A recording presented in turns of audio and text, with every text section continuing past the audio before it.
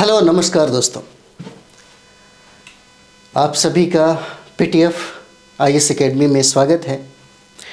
जैसा कि आप जानते होंगे, अगर आप सिविल सर्विसेज की तैयारी कर रहे हैं,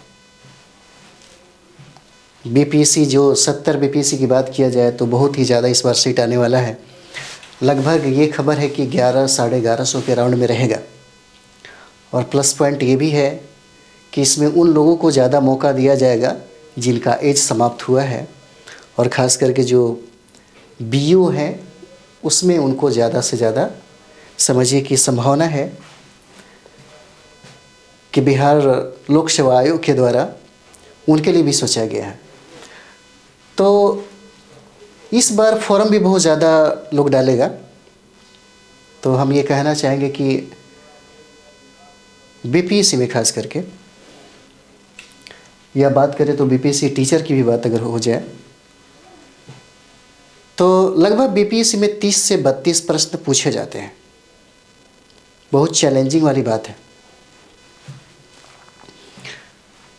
विद्यार्थी उस समय बहुत सारे मैगजीन को लेने लगते हैं, पढ़ने लगते हैं, लेकिन 30 में बेहतर परफॉर्म करना बहुत मुश्किल होता है। आखिर वो कौन सी सटीक किताबें हैं जिसके बारे में बार बार जो फाइटर होते हैं या एक अच्छा कोई एकेडमी है वो बात करता है। तो हम बार बार यही बात बोलते हैं कि जो व्यक्ति डेली का अगर न्यूज़पेपर पढ़ता है, डेली का न्यूज़पेपर, तो सबसे बेहतर उसका करंट अफेयर्स हो जाएगा। उसका फ़ायदा उसको पीटी के साथ साथ मेंस में भी मिलता है अगर रोज़ का न्यूज़पेपर पढ़ते हैं तो। उसी तरीके से मैगजीन भी होता है, तो मैगजीन में बहुत सारा मैगजीन है, क्या पढ़े, कौन सा मैगजीन पढ़े। तो मेरे हिसाब से 2-4 मैगजीन है जो बहुत ही बेहतर माने जाते हैं, खास करके सिविल सर्विसेज के लिए। एक तो प्रतियोगिता दर्पण है जो वर्षों से इसका एक पहचान रहा है। उसके बाद क्रॉनिकल की बात करें तो क्रॉनिकल भी है। कुरुक्षेत्र योजना भी कुछ लोग पढ़ते हैं और पढ़ना भी चाहिए, अच्छा मैगजीन है। और सबसे महत्वपूर्ण है न्यूज़पेपर। हम लोग प्रतियोगिता दर्पण कभी कभी ले लेते हैं, लेकिन ये समझ में नहीं आता है कि क्या पढ़ना है और क्या छोड़ना है। तो आइए हम लोग उस पर भी बात करेंगे, क्या पढ़ना चाहिए। इस प्रतियोगिता दर्पण से 3 चीज़ें मिलती हैं। एक पीटी के भी मटेरियल मिलते हैं, मेंस का भी आपका मटेरियल मिलता है, यहाँ तक कि एसी का भी मटेरियल मिलता है, और साथ ही साथ आपके इंटरव्यू के लिए भी इससे फ़ायदा हो जाता है। तो हमारे ये फरवरी 2024 का जो प्रतियोगिता दर्पण है, हम लोग उसी पे बात करेंगे और हम लोग प्रतियोगिता दर्पण पढ़ेंगे भी, ठीक है। तो चलिए आगे हम लोग देखते हैं, इसका आगे देखते हैं। ये फरवरी का है, हमें क्या क्या पढ़ना है ना, उस पर सबसे ज़्यादा हम लोग ध्यान दें। देखिए सबसे पहला जो पॉइंट है हमारा, सबसे पहला जो पॉइंट है, जैसे अगर आप न्यूज़पेपर पढ़ते होंगे तो डेली आप देखेंगे संपादकीय एक पेज में देता है। उसको पढ़ने से आपकी मौलिकता जो है, आपकी बौद्धिकता है, ये बढ़ जाती है। और बीपीएससी के लिए और यूपीएससी के लिए बहुत ज़रूरी है, ताकि आपकी बौद्धिक क्षमता, एनालिटिकल अप्रोच जो है वो ज़्यादा से ज़्यादा हो। आपका जो दृष्टिकोण हो व्यापक होना बहुत ज़रूरी है। इसलिए लोग संपादकीय पढ़ते हैं। संपादकीय बहुत ही मतलब समझिए कि जो विषय का विशेषज्ञ होता है वही लिखता है। यहाँ भी हम लोग संपादकीय के देखेंगे। प्रतियोगिता दर्पण में शुरुआत ही संपादकीय से होता है, इसलिए देखिए यहाँ पे संपादकीय लिखा हुआ है। संपादकीय पहले पढ़ेंगे, इससे आपको ऐसे में भी फ़ायदा होगा, निबंध जो लिखते हैं इससे भी फ़ायदा होगा, और साथ ही साथ आपका जो दृष्टिकोण है वो दृष्टिकोण मतलब उभरने लगेगा, है ना। उसके बाद जो बहुत महत्वपूर्ण है, राष्ट्रीय घटनाक्रम। आप देखते होंगे बीपीएससी में या यूपीएससी में राष्ट्रीय घटनाक्रम से प्रश्न बहुत ज़्यादा पूछे जाते हैं, है ना। उसके बाद आता है अंतर्राष्ट्रीय घटनाक्रम। ये सब पढ़ने वाला चीज़ है, जो पढ़ना है उसके बारे में बता रहे हैं, आपके पीटी के लिए भी और आपके मेंस के लिए भी। तो राष्ट्रीय घटनाक्रम ये महत्वपूर्ण है, उसके बाद अंतर्राष्ट्रीय घटनाक्रम ये भी महत्वपूर्ण हो जाता है ना। आगे हम लोग देखते हैं। देखिए अगला जो पॉइंट है हमारा, वो कहता है आर्थिक वाणिज्यिक परिदृश्य, है ना। अभी के समय में देखिएगा, अगर आपके पास इकोनॉमिक्स ट्रेडिशनल अगर स्ट्रॉन्ग नहीं है, बेसिक चीज़ें अगर आपके पास जानकारी नहीं है, तो इकोनॉमिक्स यहाँ पे जो आर्थिक वाणिज्यिक जो परिदृश्य है इसको भी समझना मुश्किल होगा। ठीक है, इसको भी समझना मुश्किल होगा। और अधिकतर जो प्रश्न पूछे जाते हैं वो करंट आधारित ही होता है इकोनॉमिक्स का। उसके बाद जो इम्पोर्टेंट है नवीनतम सामान्य ज्ञान। नवीनतम सामान्य ज्ञान से भी प्रश्न बहुत ज़्यादा पूछे जाते हैं। उसके बाद यहाँ पे देखिएगा बीपीएससी में लगभग 5 से 7 प्रश्न पूछे जाते हैं खेल से। ठीक है, उसके बाद देखिए पहले खेलो इंडिया पैरा नई दिल्ली में संपन्न, हरियाणा से, ये इम्पोर्टेंट है। उसके बाद साइंस टेक जो है ये इम्पोर्टेंट हो जाता है ना, विज्ञान एवं प्रौद्योगिकी हो जाता है। आगे हम लोग देखेंगे इसमें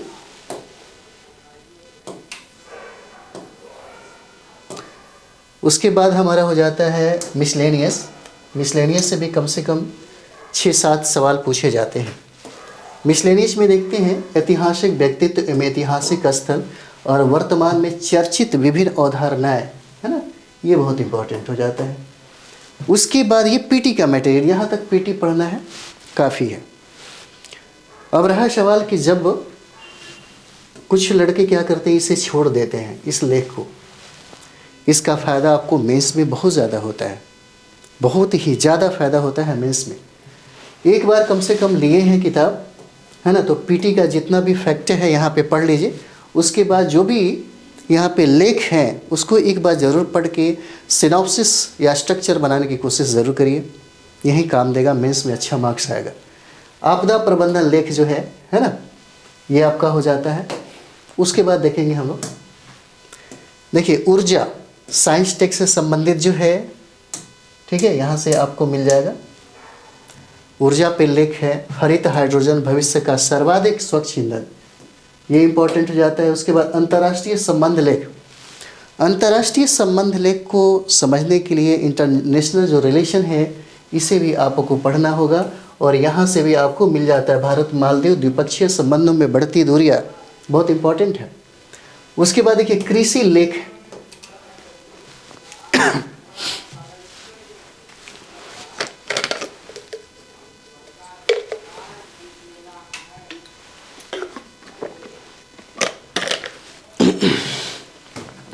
कृषि लेख हो जाता है।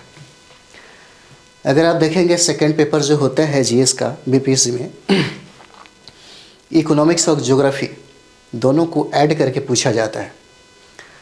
ठीक है, तो कृषि से संबंधित आपको पूछेगा। उसके बाद डिजिटल प्रौद्योगिकी लेख जो है, खास करके आप साइंस टेक में डायरेक्ट यहाँ से उठा सकते हैं।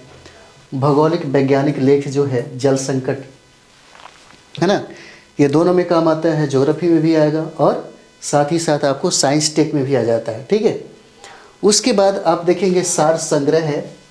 सार संग्रह जो है वो पीटी के लिए बहुत फ़ायदेमंद हो जाता है, इतना कर सकते हैं। उसके बाद अगर आप चाहते हैं, क्योंकि देखिए कहीं ना कहीं किसी न किसी राज्य में कोई ना कोई एग्ज़ाम होते रहता है, तो उसका भी क्वेश्चन पेपर आपको मिलता है, आप चाहें तो उसको भी प्रैक्टिस कर सकते हैं।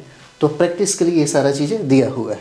ठीक है, तो चलिए हम लोग शुरुआत करते हैं। प्रतियोगिता दर पर इतना तो समझ गए होंगे कि क्या क्या पढ़ना है ना। अगर आप बारीकी से अच्छे तरीके से अगर पढ़ते हैं तो 1 साल का जो प्रतियोगिता दर्पण है अगर अच्छा से पढ़ लिया जाए, और डेली का जो न्यूज़पेपर है अगर पढ़ लेते हैं, तो आपका जीएस बहुत स्ट्रांग हो जाता है। 10 किताबें पढ़ने से नॉलेज, कहने का मतलब कि कंपटीशन फाइट करने के काबिल नहीं रह पाते। किताबें सटीक हो, गाइडलाइन सटीक हो, और साथ ही साथ आपका जो मेहनत हो सही दिशा में अगर हो रहा है, तो किसी भी कंपटीशन को फाइट करने के लिए 1 साल से ज़्यादा टाइम नहीं लगता, 1 साल काफ़ी है। जैसे बीपीएससी की बात करें तो बीपीएससी में देखेंगे 30 सितंबर को एग्ज़ाम हो रहा है ना, फिर जनवरी में आपका मेंस हो जाएगा, अप्रैल में आपका इंटरव्यू, और अप्रैल में ही रिजल्ट फाइनल कर देगा। अगर सही तरीके से तैयारी किया जाए तो 1 साल काफ़ी है। हाँ, उसके लिए आपको कुछ चीज़ें त्यागना पड़ेगा। अगर वो त्याग आपके अंदर है तो 1 साल के बाद आप ऑफिसर बनेंगे। चलिए आगे हम लोग देखते हैं। देखिए यही है संपादकीय। संपादकीय में सुधार का भी सही तरीका अपनाना बेहद ज़रूरी है। हम सुधरेंगे तो जग सुधरेगा। ठीक है, संपादकीय पढ़ने के बाद कोशिश करिए, है ना, जो यहाँ पे विषय वस्तु है, जो विषय वस्तु है ना, सुधार का भी सही तरीका अपनाना बेहद ज़रूरी है। एक बार पढ़ लीजिए, उसके बाद कोशिश करिए कि आपने जो चीज़ें यहाँ पे पढ़ा है क्या आपको याद है, क्या आप उस तरीके से या अपने तरीके से अपने शब्दों में क्या लिख सकते हैं। तो कोशिश करिए लिखने का। ठीक है, ये काम आएगा आपको मेंस में। चलिए आगे हम लोग देखेंगे। ये है हमारा राष्ट्रीय घटनाक्रम। ठीक है, ये हमारा राष्ट्रीय घटनाक्रम है। तो राष्ट्रीय घटनाक्रम हम लोग शुरुआत करते हैं। देखिए राष्ट्रीय घटनाक्रम में कहता है, यहाँ पे हम लोग संक्षिप्त में पढ़ेंगे और वहीं पढ़ेंगे जहाँ से प्रश्न आने की संभावना हो। देखिए कहता है कि नए चुनावों के बाद भारी बहुमत के साथ राजस्थान, मध्य प्रदेश, छत्तीसगढ़ भाजपा सरकारें, तेलंगाना में कांग्रेस और मिजोरम में स्थानीय दल की सरकार है ना। हम लोग इतना ज़रूर याद रखेंगे कि जो चुनाव हुआ 5 राज्यों में हुआ, है ना, 5 राज्य में हुआ। 5 राज्यों को याद रखना होगा। राजस्थान हो जाता है, मध्य प्रदेश हो जाएगा, छत्तीसगढ़ हो जाएगा, तेलंगाना और मिजोरम हो जाता है। 5 राज्यों में चुनाव हुआ, है ना। कब हुआ? अक्टूबर-नवंबर 2023 में चुनाव हुआ। ठीक है, अब ये जानेंगे कि यहाँ का मुख्यमंत्री कौन बना, कौन सा पार्टी जीता। ठीक है, बस इतना ही करेंगे, आगे फिर बढ़ते जाएंगे। अगर आपके पास किताब है तो आप पढ़ते चलिएगा, आपको ज़्यादा फायदा होगा, है ना। देखिए राजस्थान की बात है, यहाँ पे देखेंगे हम लोग राजस्थान। देखिए कहता है कि राजस्थान में 30 वर्षों से चला आ रहा हर चुनाव में सरकार बदलने का, है ना।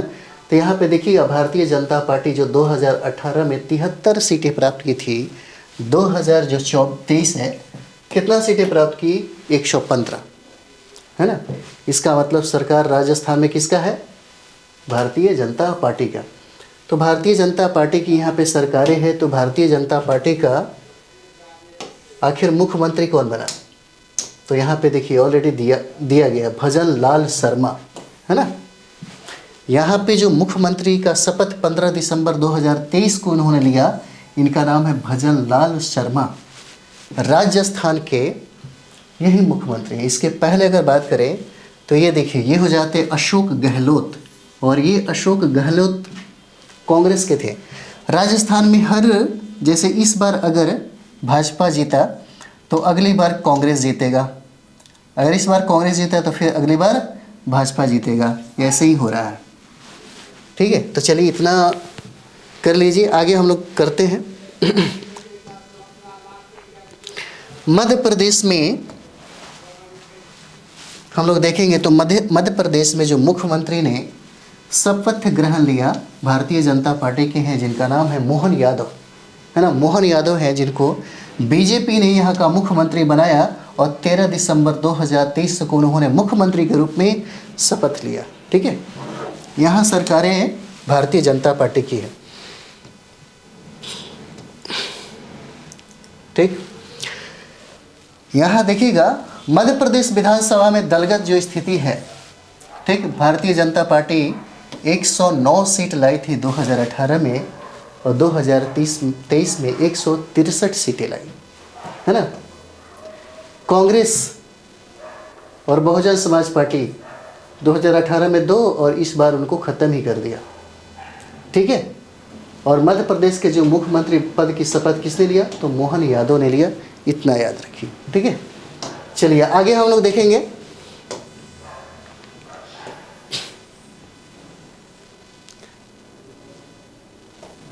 देखिए अगर हम लोग यहाँ पे देखेंगे ना, बहुत इम्पोर्टेंट हमारा मैटर है।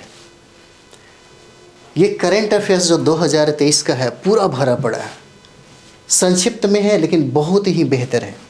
अगर हम लोग यहाँ 2-4 बार भी अगर रिवाइज कर ले, पढ़ ले, तो करंट अफेयर्स में बहुत सारी चीज़ें ठीक हो जाएगा। जैसे यहाँ पे देखिएगा, कहता है कि कांग्रेस नेता राहुल गांधी के नेतृत्व में कन्याकुमारी से शुरू हुई भारत जोड़ो यात्रा लगभग 4000 किलोमीटर की दूरी तय करने के बाद श्रीनगर में समाप्त हुआ, है ना। कब समाप्त हुआ? यह 30 जनवरी को समाप्त होता है। ठीक है। कहता है कि कांग्रेस नेता जो राहुल गांधी ने भारत जोड़ो यात्रा शुरुआत किया वो कन्याकुमारी से प्रारंभ होता है और जम्मू कश्मीर में जा कर के क्या हो जाता है? ख़त्म हो जाता है। लगभग 4000 किलोमीटर की दूरी तय करता है और ये 30 जनवरी को समाप्त होता है। अगला देखिए पॉइंट कहता है सीबीआई ने शराब नीति मामले में दिल्ली के उप मुख्यमंत्री, ठीक है, कौन कौन होते हैं? तो मनीष सिसोदिया को गिरफ्तार किया। कब? 26 फरवरी को। 26 फरवरी को मनीष सिसोदिया को क्या किया गया? गिरफ्तार कर लिया गया।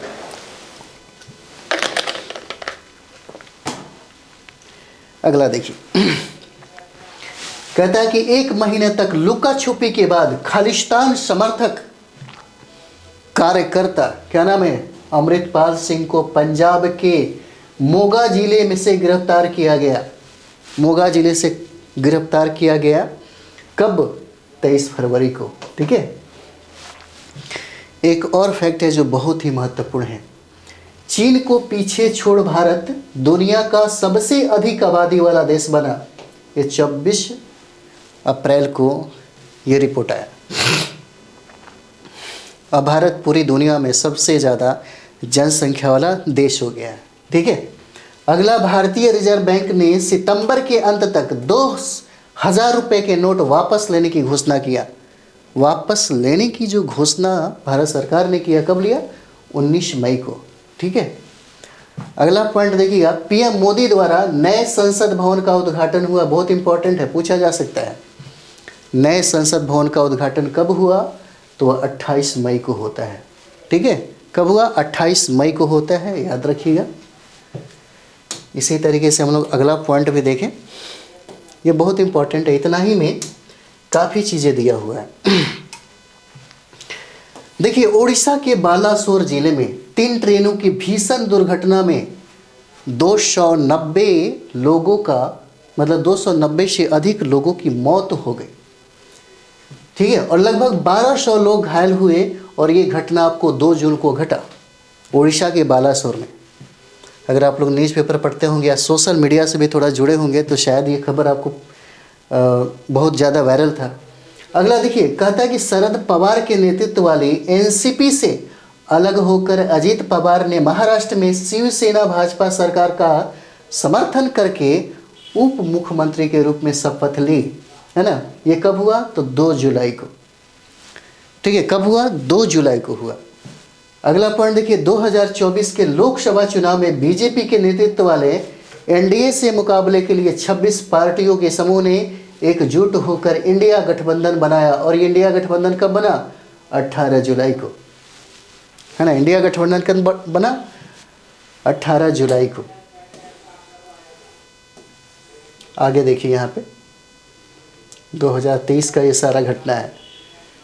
2023 का सारा घटना है और 2023 से, यानी कि 23 से भी प्रश्न पूछा जा सकता है। मणिपुर हिंसा के बारे में सब कोई जानता होगा। मणिपुर से संबंधित भी है। मणिपुर हिंसा के बीच पुरुषों के समूह द्वारा 2 महिलाओं को नग्न घुमाने और उनके साथ खुलेआम यौन उत्पीड़न करने का एक वीडियो वायरल होने से पूरे देश में आक्रोश फैल गया। यह घटना कब है? 20 जुलाई का। ठीक है, 20 जुलाई का है। अगला देखिए, कहता है कि सूरत की एक अदालत द्वारा मानहानि मामले में 2 साल की जेल की सजा सुनाए जाने के बाद जनवरी से सांसद के रूप में अयोग्य राहुल गांधी की दोष सिद्धि पर सुप्रीम कोर्ट के द्वारा रोक लगाने के बाद उनकी लोकसभा सदस्यता बहाल कर दी गई। कब? 7 अगस्त को। अगला देखिए, कहता है चंद्रमा के दक्षिणी ध्रुव के पास पहली बार सॉफ्ट लैंडिंग करके चंद्रयान 3 ने इतिहास रचा। कब? 23 अगस्त को। अगला पॉइंट कहता है इसरो ने देश का पहला सौर अवलोकन मिशन आदित्य L1 लॉन्च किया। कब? 2 सितंबर को। ठीक है, कब किया? 2 सितंबर को। चलिए आगे हम लोग देखेंगे इसी में। कहता है कि वसुधैव कुटुंबकम, है ना। क्या है वसुधैव कुटुंबकम? एक पृथ्वी, एक परिवार, एक भविष्य थीम के तहत नई दिल्ली में G20 शिखर सम्मेलन आयोजित किया गया और यह शिखर सम्मेलन 9-10 सितंबर को रहा। ठीक है। अगला देखिए, कहता है कि लोकसभा और राज्य विधानसभाओं में महिलाओं के लिए 33% सीटें आरक्षित करने वाला ऐतिहासिक विधेयक संसद में पारित हुआ। कब? 21 सितंबर को। कब हुआ? 21 सितंबर को। अगला देखिए, सुप्रीम कोर्ट ने समलैंगिक विवाह को वैध बनाने से इनकार करते हुए इसे संसद पर छोड़ा। कब? ये 17 अक्टूबर को हुआ। ठीक है, कब? 17 अक्टूबर को। अगला देखिएगा,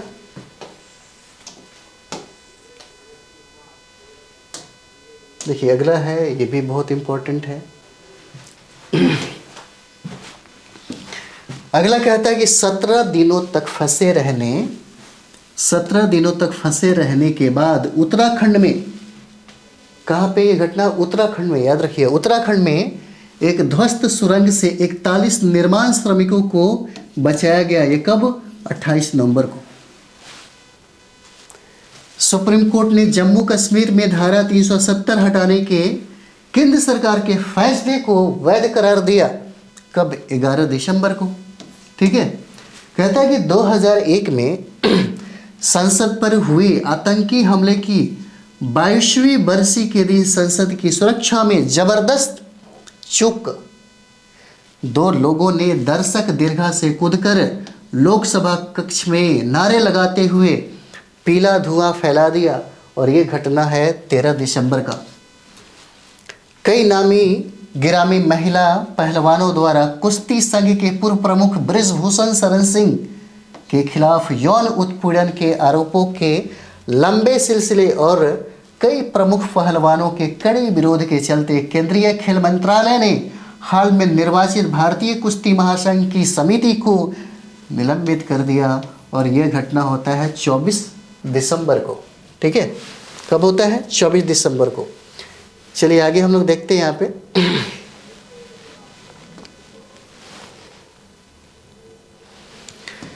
अगला हमारा विधानसभा चुनाव परिणाम है ना, ये मार्च में। देखिए, कहता है कि मेघालय में एनपीए बहुमत से दूर, भाजपा और अन्य दलों के समर्थन से दूसरी बार सरकार बनाई। नागालैंड में एनडीपी बीजेपी गठबंधन ने लगातार दूसरी बार जीत हासिल की। त्रिपुरा में बीजेपी और आईपीएफटी गठबंधन ने सत्ता बरकरार रखी। मई में देखिए, कर्नाटक विधानसभा चुनाव में कांग्रेस की बड़ी जीत।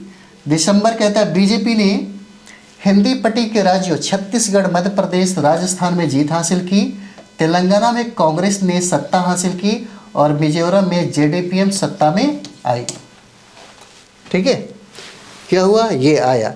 उसके बाद देखिएगा, जो इम्पोर्टेंट हमारा है यहाँ पे, जो इम्पोर्टेंट हो जाता है वो है हम लोग का खेल का। खेल से मैंने कहा था कि लगभग 5 से 7 प्रश्न पूछे जाते हैं, इम्पोर्टेंट है आपके लिए।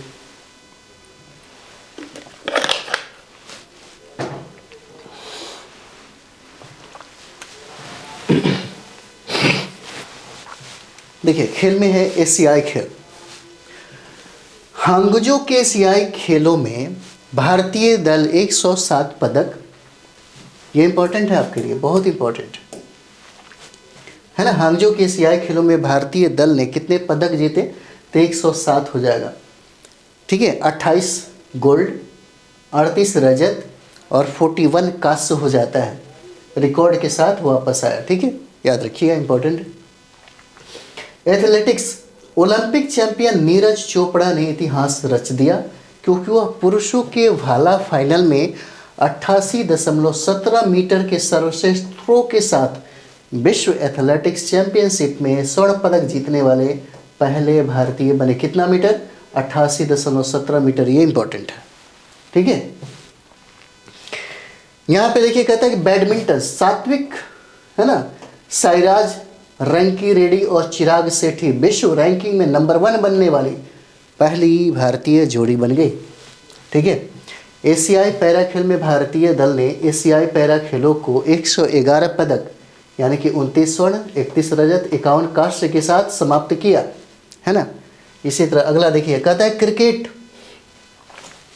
भारत ने ICC U19 महिला T20 विश्व कप का पहला संस्करण जीता। विराट कोहली सचिन तेंदुलकर के रिकॉर्ड को पीछे छोड़ते हुए 50 वनडे शतक बनाने वाले पहले बल्लेबाज बने। भारत ने विश्व कप की मेजबानी की और ऑस्ट्रेलिया से फाइनल हारने तक टूर्नामेंट में अजेय रहा।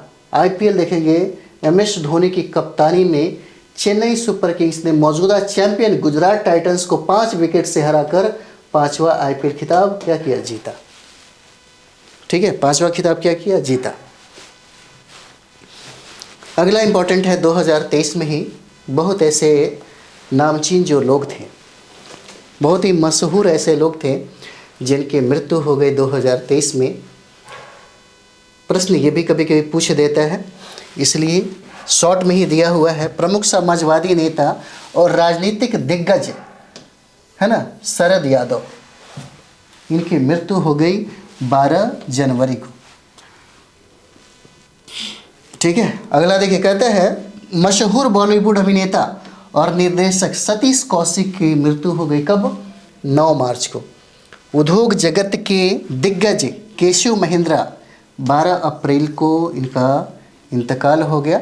और पंजाब के 5 बार पूर्व मुख्यमंत्री प्रकाश सिंह बादल की मृत्यु 25 अप्रैल को हो जाती है ना, 25 अप्रैल को हो जाती है। हिंदुजा ग्रुप के चेयरमैन SP हिंदुजा, 17 मई को इनका मृत्यु हो जाती है। और मशहूर थिएटर अभिनेता और निर्देशक आमिर रजा हुसैन की मृत्यु 3 जून को हो जाती है ना।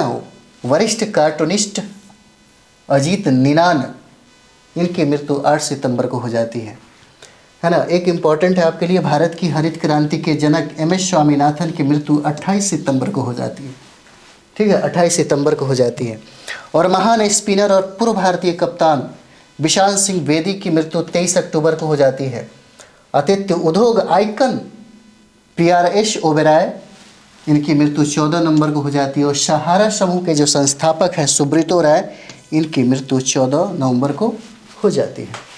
ठीक है, 14 नवंबर को हो जाती है। चलिए हम लोग कम से कम राष्ट्रीय ख़त्म करते हैं। ठीक है, और यहाँ पे हम लोग देखेंगे तेलंगाना, ठीक, और छत्तीसगढ़ में हम लोग देख लें तो छत्तीसगढ़ का ये जो मुख्यमंत्री बने हैं यहाँ पे छत्तीसगढ़ का, इनका नाम विष्णुदेव साय है। विष्णुदेव साय हो जाते हैं और ये BJP से हैं। 13 दिसंबर 2023 को मुख्यमंत्री के रूप में इन्होंने शपथ लिया, है ना, छत्तीसगढ़। आगे हम लोग देखेंगे यहाँ पे तेलंगाना में, देख लीजिए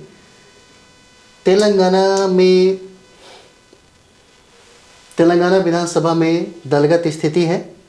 ठीक है, कांग्रेस 19 था, 64 हो गया।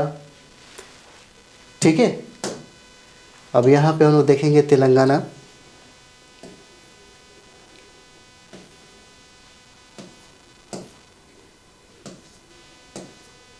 चलिए हम लोगों ने तेलंगाना किया। ठीक है,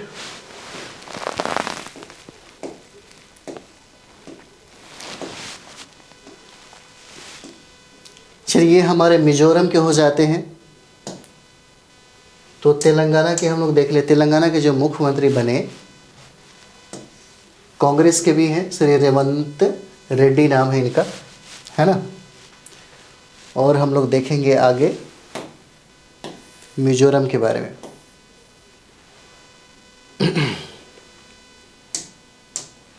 यहाँ पे देखिए, कहता है कि मुख्यमंत्री पद की शपथ लेते जोरम पीपुल्स मूवमेंट के लाल दुहोमा हो जाते हैं, लाल दुहोमा।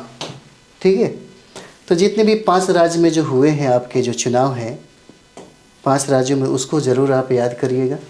चलिए अगला हम लोग देखेंगे। यहाँ पे कहता है कि देश में 12 राज्य अब पूर्णतः भाजपा शासित, पूर्णतः कांग्रेस शासित राज्यों की संख्या कितना हो गई, 3 हो गया, है ना। 5 राज्यों में अक्टूबर नवंबर 2023 के चुनाव के बाद देश में भारतीय जनता पार्टी शासित राज्यों का दायरे में वृद्धि हुई है। अब 12 राज्य ऐसे हैं। देखिए, भारत में सबसे बड़ी जो पार्टी है गठबंधन की, वो भारतीय जनता पार्टी का है, सबसे बड़ी पार्टी है ना। अगला हम लोग देखेंगे यहाँ पे, कहता है कि संविधान के अनुच्छेद 370 को रद्द करने का केंद्र सरकार का निर्णय वैध है, यानी कि सर्वोच्च न्यायालय का फैसला है। कहता है कि अनुच्छेद 370 क्या था? तो जम्मू कश्मीर के भारत में औपचारिक विलय के बावजूद इस राज्य को अधिकाधिक स्वायत्तता प्रदान करने के उद्देश्य से एक अस्थायी प्रावधान के तौर पर अनुच्छेद 370 को भारतीय संविधान में 17 अक्टूबर 1949 को जोड़ा गया था, जो इस राज्य को एक विशेष दर्जा प्रदान करता था। इस अनुच्छेद के प्रावधानों के चलते भारत की संसद को जम्मू कश्मीर के मामले में रक्षा, विदेश मामले और संचार के विषय में कानून बनाने का अधिकार तो था, किंतु अन्य किसी मामले में कानून लागू करने के लिए राज्य सरकार के अनुमोदन की आवश्यकता पड़ती थी, है ना, जिसको क्या कर दिया गया? खत्म कर दिया गया।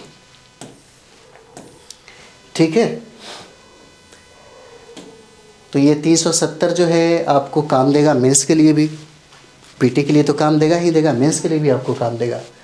ठीक है, यहाँ पे आगे हम लोग देखेंगे तेलंगाना में समक्का, क्या है? समक्का सरक्का केंद्रीय जनजातीय विश्वविद्यालय की स्थापना हेतु केंद्रीय विश्वविद्यालय विधेयक क्या हुआ? पारित हुआ। कहाँ पे? तो तेलंगाना। ठीक है, तेलंगाना में केंद्रीय जनजातीय विश्वविद्यालय की स्थापना मुलुगु में की जाएगी। कहाँ पे? मुलुगु में की जाएगी। और समक्का सरक्का केंद्रीय जनजातीय विश्वविद्यालय नाम के इस विश्वविद्यालय की स्थापना हेतु केंद्रीय विश्वविद्यालय विधेयक संसद के दोनों सदनों में सितंबर 23 में पारित किया गया। ठीक है, कब हुआ पारित? तो 23 में इसको पारित किया गया। चलिए अगला देखेंगे हम लोग इसी में। देखिए, कहता है यहाँ पे विश्व में मलेरिया के मामले में वृद्धि जबकि भारत में गिरावट, है ना। यहाँ पे देखिए कहता है कि विश्व में मलेरिया के मामले में वृद्धि जबकि भारत में क्या हुआ? गिरावट हुआ। विश्व मलेरिया रिपोर्ट 2023, इसको भी ज़रूर पढ़ लीजिएगा। ठीक है, इसको भी ज़रूर पढ़ लीजिएगा क्योंकि बहुत इम्पोर्टेंट है, और जहाँ जहाँ इम्पोर्टेंट है हम वहाँ पे ज़रूर चर्चा करेंगे। जैसे इम्पोर्टेंट है आपके लिए गुजरात का पारंपरिक गरबा नृत्य, है ना। गुजरात का पारंपरिक जो गरबा नृत्य है यूनेस्को की अमूर्त सांस्कृतिक विरासत सूची में क्या कर लिया गया? शामिल कर लिया गया। ये आपका इम्पोर्टेंट हो जाता है गरबा, है ना। इसका संबंध पूछ सकता है कहाँ से है, तो आपको गुजरात हो जाएगा।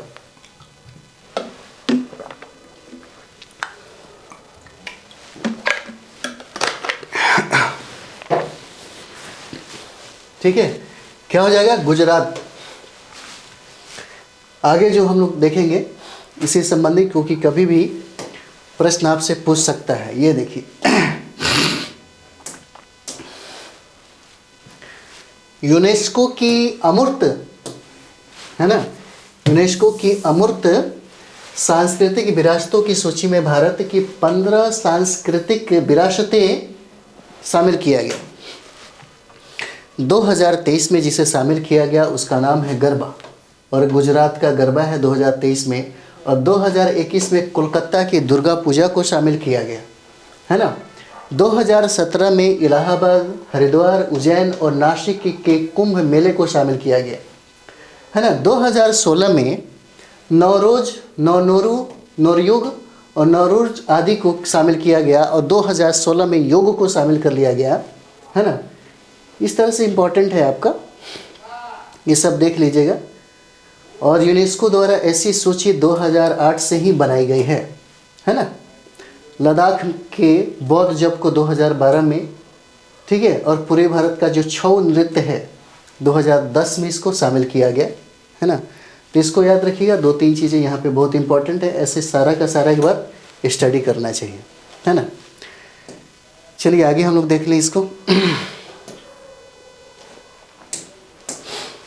कहता है कि उच्च गति वाले स्वदेश विकसित मानव रहित विमान फ्लाइंग विंग का सफल परीक्षण हुआ, और भारत के रक्षा अनुसंधान एवं विकास संगठन, जिसको DRDO के नाम से भी जानते हैं, देश में ही विकसित उच्च गति वाले मानव रहित फ्लाइंग विंग का उड़ान क्या हुआ? सफल परीक्षण कर्नाटक में चित्रदुर्ग स्थित एयरोनॉटिक्स टेस्ट रेंज से 15 दिसंबर 2023 को किया गया, है ना।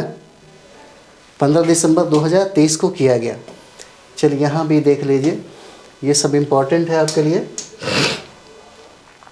स्वदेश निर्मित सबसे बड़ा सर्वेक्षण पोत, स्वदेश निर्मित सबसे बड़ा सर्वेक्षण पोत INS संघायक क्या हुआ, नौसेना में शामिल हुआ, है ना, क्या हुआ, नौसेना में शामिल हो जाता है। इसको पढ़िएगा। अगला कि मालदीव से वापस प्राप्त किया गया युद्धपोत INS तारमुगली नाम से भारतीय नौसेना में क्या हुआ, शामिल हुआ। कहाँ से प्राप्त हुआ था, तो मालदीव से वापस प्राप्त किया गया, है ना, ये इम्पोर्टेंट है। अगला हम लोग देखेंगे कोचीन शिपयार्ड में निर्माणाधीन 3 पनडुब्बी रोधी युद्धपोतों का जलावतरण में 2 अन्य युद्धपोतों की किल लेंग हो गई, है ना, क्या हो जाता है, किल लेंग हो जाता है। इसको आप पढ़ लीजिएगा क्योंकि बुक रखा करिए। अगला देखिए मेरा गांव मेरी धरोहर, कहता है मेरा गांव मेरी धरोहर सांस्कृतिक मंत्रालय की नई परियोजना है। परियोजना से भी प्रश्न आपसे पूछे जाते हैं, ठीक है। देश के सभी राज्यों और केंद्रशासित क्षेत्रों के में फैले भारत के 6.5 लाख गांवों के सांस्कृतिक मानचित्रण के उद्देश्य से मेरा गांव मेरा धरोहर नाम से सांस्कृतिक मंत्रालय द्वारा शुरू की गई अखिल भारतीय परियोजना है। इसे याद रखिएगा, पढ़ लीजिएगा, और भी सारा चीज़ें आपको इम्पोर्टेंट है जो मिल जाएगा, ठीक है। अगला देखिए मुख्य चुनाव आयुक्त व चुनाव आयुक्तों की नियुक्तियों के लिए अधिनियम संसद द्वारा सदनों में पारित, है ना। कहता है कि देश के मुख्य चुनाव आयुक्त और चुनाव आयुक्त की नियुक्तियों व सेवा शर्तों के लिए एक वैधानिक प्रावधान संसद द्वारा दिसंबर 2023 में किया गया है। इन पदों पर नियुक्तियों के लिए चयन अब प्रधानमंत्री की अध्यक्षता वाले 3 सदस्यीय समिति द्वारा किया जाएगा। लोकसभा में विपक्ष के नेता होंगे, है ना, नेता विपक्ष न होने की स्थिति में सबसे बड़ी विपक्षी दल के नेता होंगे तथा एक कैबिनेट मंत्री, इस समिति के 2 अंश सदस्य होंगे, ठीक है। इसे भी देखेंगे आप लोग। चलिए आगे हम लोग देखेंगे सतह से सतह पर मार करने वाली, है ना, सतह से सतह पर मार करने वाली अग्नि-1 मिसाइल का एक और प्रशिक्षण प्रक्षेपण हुआ, है ना। भारत ने ओडिशा के तट के निकट डॉक्टर APJ अब्दुल कलाम द्वीप से मध्यम दूरी की बैलिस्टिक मिसाइल अग्नि-1 का सफल परीक्षण 7 दिसंबर 2023 को किया, है ना। अग्नि-1 मिसाइल रक्षा अनुसंधान एवं विकास संगठन द्वारा विकसित सतह से सतह, याद रखिए पूछता है, सतह से सतह पर मार करने वाली परमाणु क्षमता संपन्न मिसाइल है, ठीक है। अगला देखिएगा हम लोग DRDO ने राज्य सरकार के अनुरोध पर उड़ीसा के तट पर मार्च 2024 तक मिसाइल परीक्षण क्या किया, टाला, ठीक है।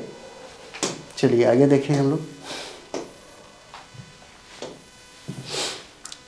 अगला पॉइंट हमारा हो जाता है संसद की सुरक्षा व्यवस्था में चूक के बाद विपक्ष का हंगामा, 146 सांसदों का क्या हुआ, निलंबन हो गया, है ना। देखे होंगे कुछ युवक जो थे संसद में चले गए और वहाँ पे हुड़दंग मचाने लगे, उसी से संबंधित है। संसद पर आतंकी हमले की 22वीं बरसी के दिन संसद परिसर एवं लोकसभा की सुरक्षा व्यवस्था पर एक बड़ा प्रश्न चिन्ह 13 दिसंबर 2023 को उस समय लग गया जब दोपहर 1 बजे दर्शक दीर्घा से 2 युवकों ने लोकसभा में कूदकर छुपकर लाए कलर स्मोक फ्रैकर के जरिए हल्के पीले रंग का स्प्रे सदन में ऐसे समय में कर दिया जब सदन में प्रश्नकाल की कार्यवाही चल रही थी, ठीक है। तो ये हमारा राष्ट्रीय था जो समाप्त हो गया, ठीक है। इसके बाद हम लोग अंतर्राष्ट्रीय पे बात करेंगे और इसमें बहुत इम्पोर्टेंट चीज़ें हैं, है ना। अगर एक बार स्टडी किया जाए तो आराम से प्रतियोगिता दर्पण से ही आपका करंट अफेयर्स बेस्ट हो सकता है। तो चलिए हम लोग अगले वीडियो में मिलते हैं अंतर्राष्ट्रीय घटनाक्रम के साथ, ठीक है। तब तक आप लोग प्रतियोगिता दर्पण को अच्छे से पढ़िए।